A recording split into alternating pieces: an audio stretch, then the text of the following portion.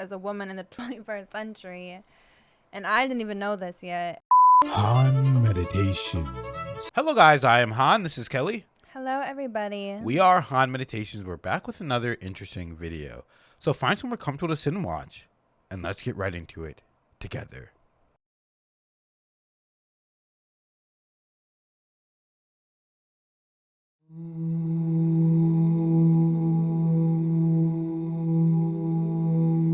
Assalamu alaikum wa rahmatullahi wa barakatuh. Welcome back to The Proof that Islam is the Truth, where in these episodes we've been discussing some of the amazing scientific miracles of the Quran. Information in a book 1,400 years old that every Muslim believes is the uncreated word of Allah, the creator of the heavens and the earth, revealed for the benefit and the guidance of all of humanity. But it's not just a claim that we make, it's something that we can back up with evidence. And we believe that for any rational human being, any thinking person who takes the time and takes the energy and takes the effort to look at these evidences and examine them dispassionately will come to know that truly Islam is what it claims to be, the religion that has been revealed by God the Creator for the guidance and the benefit of all of mankind. And in our last episode, we were talking about some amazing facts in the Quran concerning the universe, how the Quran had described the universe is expanding, that the universe has a common origin, and that the universe that we know it as today was formed out of a gaseous mass, and how all of this information was only discovered recently. Let's look at some more verses of the Quran concerning cosmology. One of the verses we want to mention is that Allah is the one who created the night and the day, the sun and moon. Each one is traveling in an orbit with its own motion. Now it's interesting that the Arabic word referring to movement with self-propelled motion is the verb sabaha. And yasbabuna is what the actual text mentions. Now, this implies a motion that comes from the body in question itself. So if it takes place in water, it means to swim. If it means on land, it means to walk. So the implication is the movement is coming from the body itself. So if it was talking about something in space, it would mean to rotate. It would itself rotate. Now, this is amazing. The Quran is talking 1,400 years ago about the earth and the moon and the sun rotating. If you are perhaps thinking that the sun is static, it's not. The sun, as does the earth, as does the moon, they all rotate. Of course, the earth, however, rotates around the sun. The sun rotates around its own axis. So it is actually quite correct, is saying. And of course, the earth is in orbit around the sun. And also, by the way, the sun is also in orbit. But it is in orbit round the center of the galaxy. In fact, it is believed that ultimately, if the sun keeps going in its orbit, it would ultimately end in what is known as the solar apex, a sort of position that it will end up in the center of the galaxy. So what we find here is that the Quran is talking about things that no one could really know this information 1,400 years ago. It is scientifically accurate. The idea of the alternation of the night and the day and of the spherical nature of the earth is actually implied in the 31st surah and the 29th ayah of the Quran. Have you not seen how Allah merges the night into the day and the day into the night?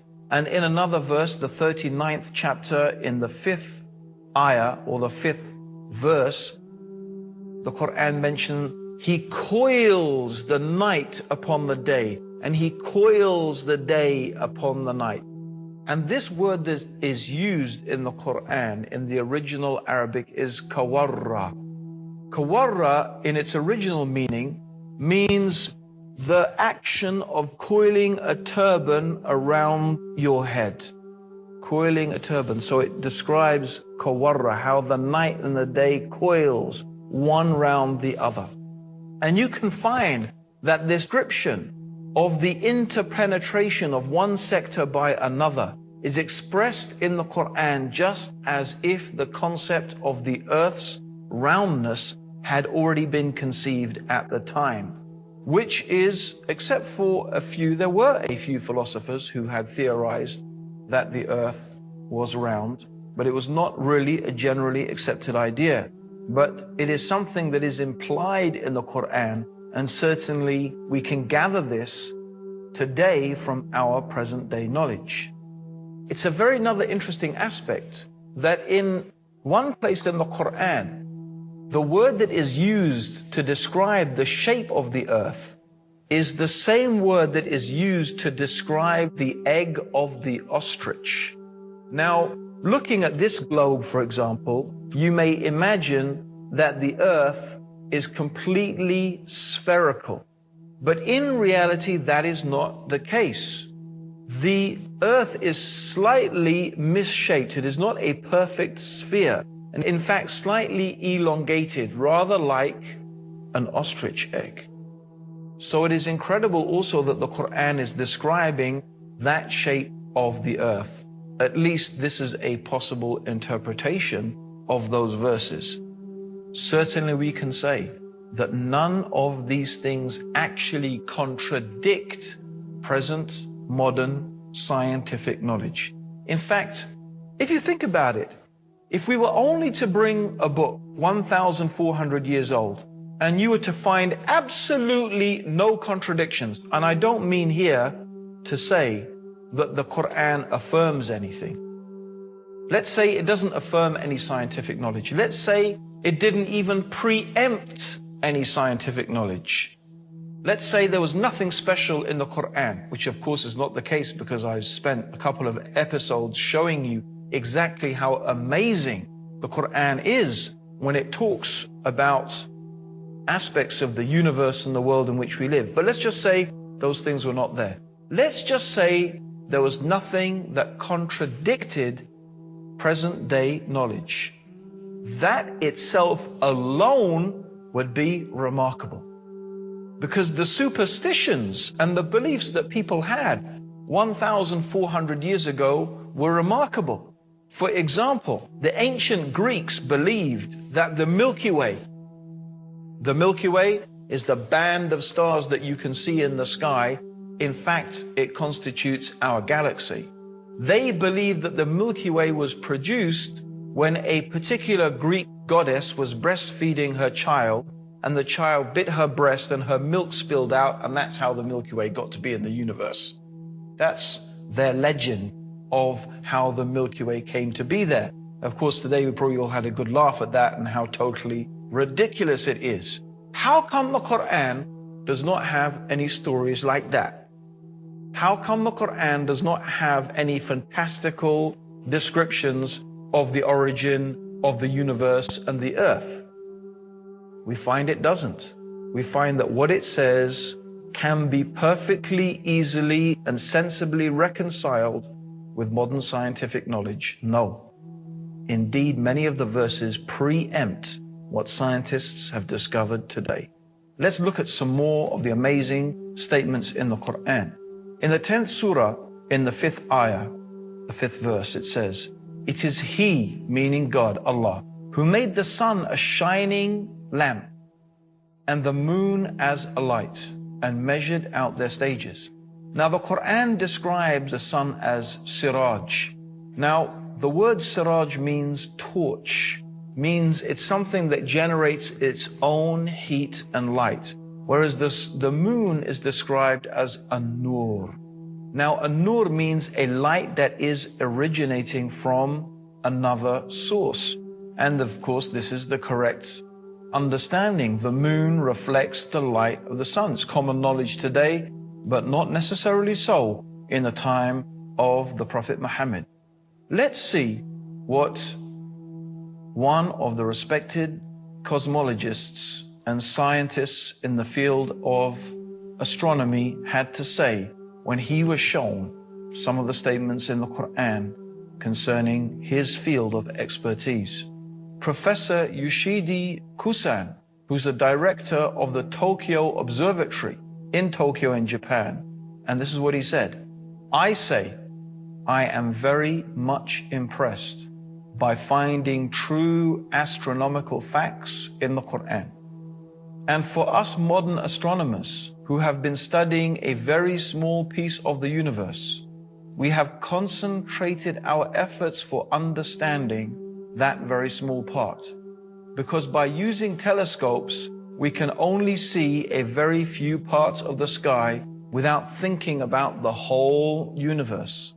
So by reading the Quran and by answering to questions, I think I can find my future way for investigating the universe.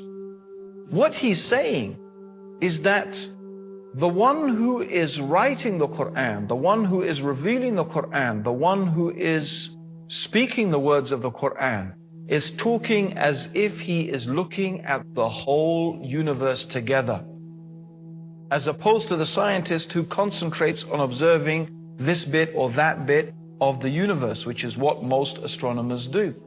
Who is it that sees the whole universe altogether? Who is it who sees all things in all places in all times, except Allah, the Mighty, the Wise? So these are some of the amazing scientific facts, and we're going to move on also to another area that particularly interested me, because when I was at school, one of the subjects that I studied was geography, and a sub-subject of that was, of course, geology. And I do remember when I first read the Quran 20 years ago, and it was reading the Quran that motivated me to embrace Islam. One of the things that stuck in my head, and I remember it until today, was coming across the descriptions in the Quran of mountains.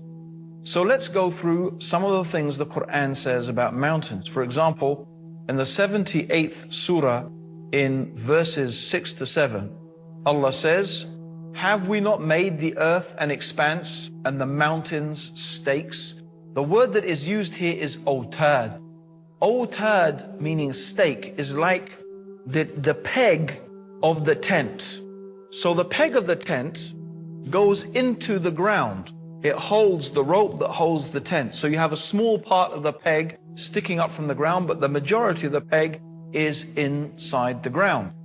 The Quran also says in the 31st surah, or the 31st chapter, in the 10th verse, and Allah has cast into the mountains, standing firm, so that it does not shake with you. Now today, with modern sonar technology, they have been able to bounce sound waves down through the Earth's crust. And according to the different rates at which the sound waves are reflected back and are measured, they can tell the different density of the Earth's crust as opposed to what is hard and what is soft, what is from the crust and what is from the magma. And what they have discovered with this technology is exactly what the Quran was saying 1,400 years ago, that the mountains have roots. The mountains, like the peg of the tent, not only do they go above the earth's surface, the mountains go deeply into the earth's core. And they act, it has been theorized, as stabilizers. They help to stabilize the earth's surface. And there's two ways in which they do that. Number one, because the earth is composed of tectonic plates. The crust of the earth is actually made of different plates. And it is the movement of these plates that causes earthquakes. When these plates move against each other, the friction of that movement causes earthquakes. And that's also what they think how continental drift has happened. Originally, they believe all the continents were one continent, and then because of plate tectonics, it moved. But the Quran is saying is the mountains act as stabilizers. They help to stabilize the earth's crust. And this is something that has actually been theorized by modern geologists. There's another way in which the mountains may act as a stabilizing factor, and that is to do with the rotation. Maybe if you try and spin something, you will find that if it is not really spherical, it will start to rotate, and then it will start to wobble out of shape. And it is possible that the mountains actually act as a counterbalance to keep the Earth's rotation smooth. I do stress, of course, that these are theories, but it is very interesting what the Quran is saying 1,400 years ago, and that it seems to be preempting the ideas and the knowledge that is being produced by modern day science. Certainly, it is a fact that is established that the mountains have roots, and the Quran is saying that the mountains are like autad, the pegs of a tent. So this is a remarkable scientific fact. It's one I remember sticking in my mind when I first read the Quran about 20 years ago. So these are one of the remarkable things. Also, the Quran mentions some aspects of animal and plant life. For example, the 16th chapter of the Quran is called Surah An-Nahl, which means the Surah of the bee. And one of the aspects of the Quran in this surah, it is talking about the bee. And it's very interesting that the word that is used in the Quran for the bee that flies around gathering honey or gathering the nectar for the honey, it is used in the female form. The gender that it is used is feminine. Although until recently it was believed that the bees were actually soldiers, they were males, and the ruler of the hive was a king.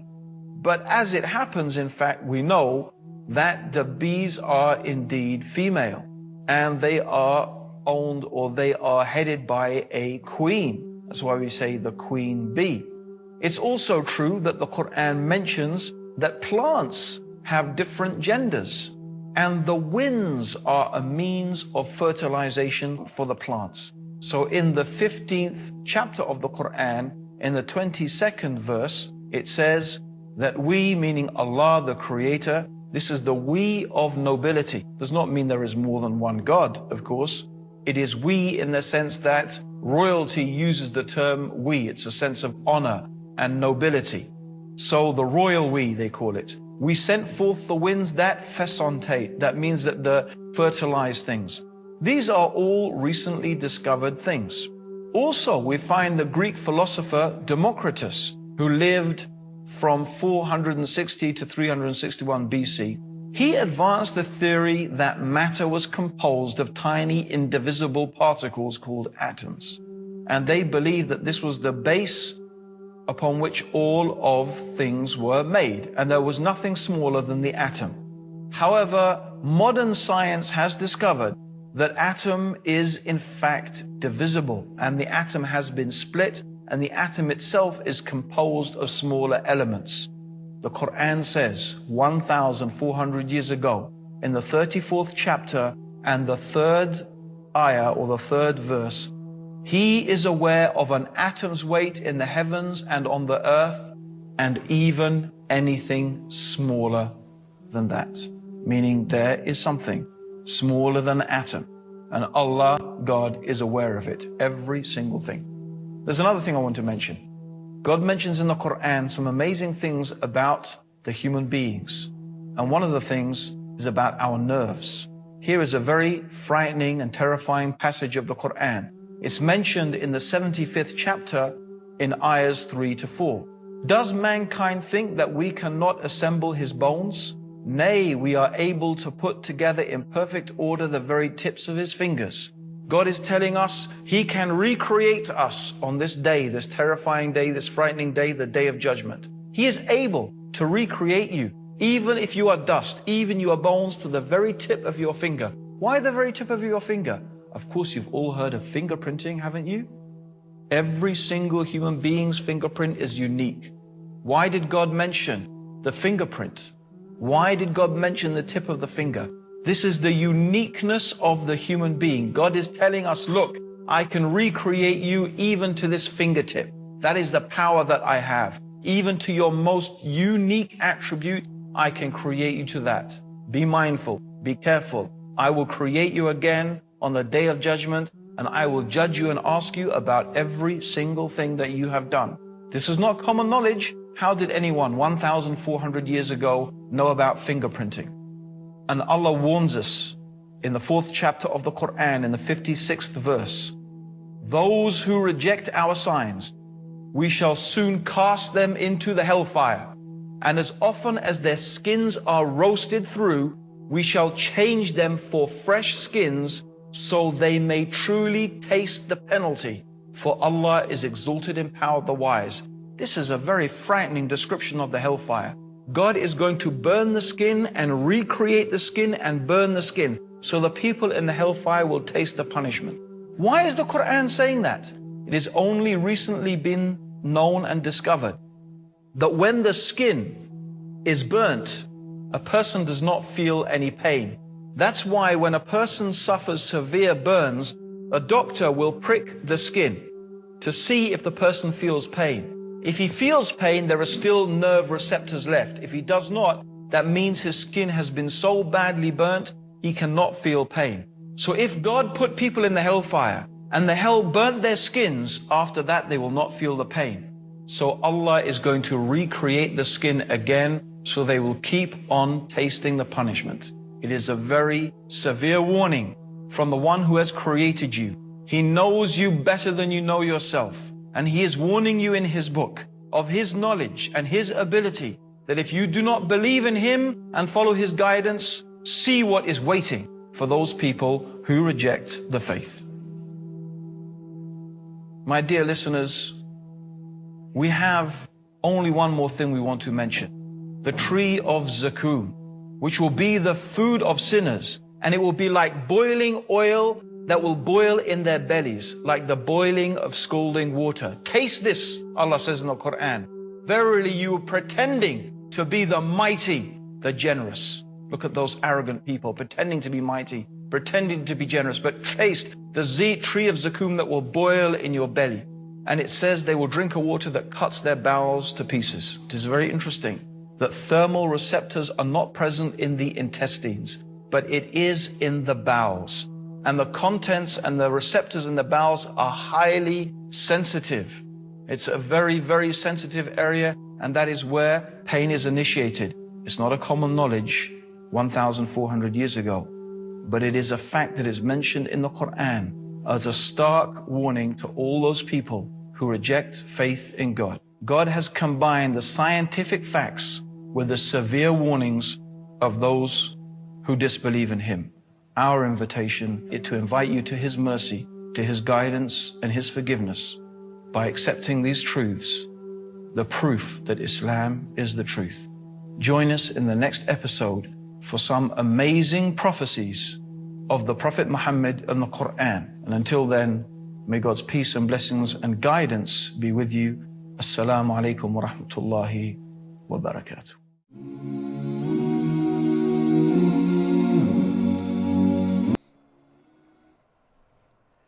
Wow, that was a really good breakdown. Seriously. Whoa. That actually was a requested video from Saad. I don't want to say his full name. He might not want me to say it, but from Saad. So thank you, Saad. Thank you. And wow, that was an incredible video. It's good to have all the things in one place. So if you want to go back and watch the video or tell someone about it or share the information, you have it all in one place so that you can, show people the information. Yes. Man, let's just go by which one we thought was the most interesting. Do you have one, Kelly, or do you want me to go? You can go first. So, a lot of the stuff that we actually did hear about, and I want to know more about the atom's weight, because was that even a known thing, or like what is how do they even have a word for atom if they didn't even know atoms existed? Was it just like saying like the smallest thing possible or something, and even smaller, basically? So that one was really interesting to me. And of course, I really liked hearing about whenever he made the comparison to the Milky Way. I mean, we're talking about, the ancient Greeks, and that's how people thought back then. Right. People actually thought back then that, the stars in the sky, the Milky Way was actually created from breast milk spilling and all this crazy And the fantastical goddesses and the gods and gods that they goddesses and all this worshipped. fantastical weird stuff that just doesn't make sense and doesn't exist. And as he said in the video, none of that is in the Quran. There's not this, fantastical explanation for, oh, why did this happen? This happened because of this and da da da da, and this crazy weird story. It's Yeah. just straight facts through and through. No Straight up characters. facts. Yeah. No made up characters. Yeah. So, which one did you think was the most interesting, Kelly? Yeah, it was honestly hard to narrow down to the most interesting because there was a lot that I liked, but Well, you can see a couple if probably you want, but okay. Well, probably the fact that it described the shape of the Earth with like the word for an egg shape of an ostrich, because I actually myself didn't know. Well, maybe I probably learned it in school, but like I pretty much left my memory that Earth is not a perfect sphere. I didn't know that. I didn't know it actually was slightly ovally. And I'm just thinking like, okay, for me, even with all the discoveries out there as a woman in the 2025, the 21st century, and I didn't even know this yet, and yet this book said that. So that is just insane to me, because I still didn't know it myself. And I also really liked how it said basically that the moon is reflected from another light, which is it was reflected from the sun. That one That's was so really good. Nuts. That one was really good, Kelly. Yeah. I believe it said it used the word not honor. I believe it said it used that word specifically. Because I know nor means light, so So it makes sense. how do you know that? I learned from Alive one day. Oh, really? Whoever told me. Oh. But then, like, when someone said it, I realized, like, oh, actually, that does sound... Like, it was a word I definitely heard before, but I didn't know the meaning. I really like how it sounds, though. So it stuck with me. Nice Yeah, guys. word. Let us know what you guys thought of the video. Which one was your favorite one? I guess I got to say the moon, too. I got to say the moon, because I actually didn't know that, and that was insane. How could you know that? Yeah, that was awesome. So let us know what you guys thought was your favorite one, and let us know in the comments. Thank you guys for liking the video, commenting, subscribing, Thank you, and everyone. giving us videos to watch as well. We love you guys so much, and we'll see you in In the the next next video.